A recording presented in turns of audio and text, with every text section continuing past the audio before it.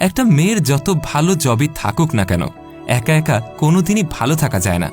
বাবা কিংবা ভাইয়ের বাড়িতে বিয়ের পর কোনো মেয়ে বেশি দিন থাকতে পারে না।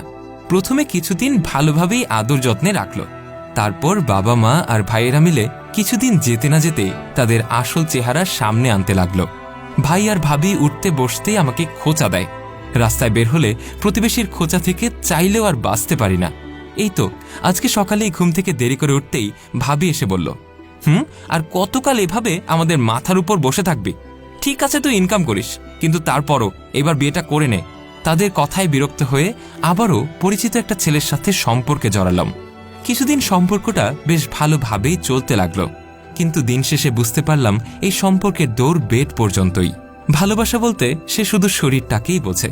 আমার কাছে তার যত আবদার সব আমার শরীর নিয়ে।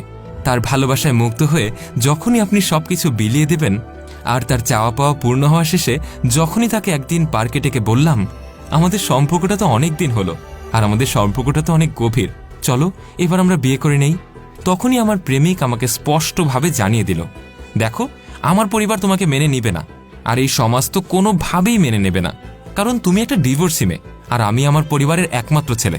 আমার বউ হিসেবে আমার মা কোনো দিনই তোমাকে মেনে নেবে না, তুমি বরং অন্যদিকে দেখো তো।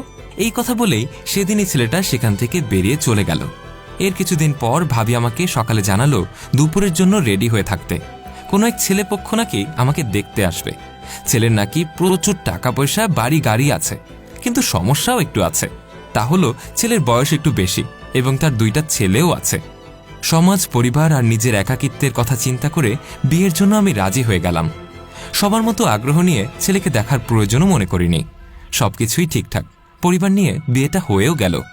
বাসরের রাতে আমি খাটে বসে আছি, এরপর সেই ছেলে ঘরে ঢুকল।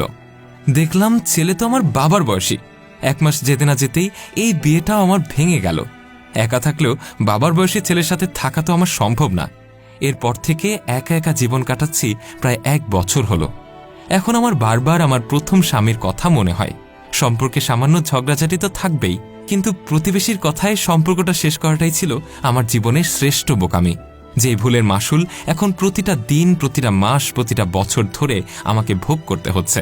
তাই আমি সবাইকে বলতে চাই, স্বামী স্ত্রীর সম্পর্কে ভুল বোঝাবুঝি হলে নিজেরাই মিটিয়ে ফেলুন। পরিবারের বাহিরের কারো পরামর্শ নিতে যাবেন না, কারণ আপাতদৃষ্টিতে মনে হতে পারে ডিভোর্স হলেই হয়তো বেঁচে যাব। আসলে বাঁচবেন ঠিকই, কিন্তু একা হওয়ার যন্ত্রণা আপনাকে শেষ করে দেবে। ডিভোর্স তাই কখনোই কোনো সমাধান হতে পারে না।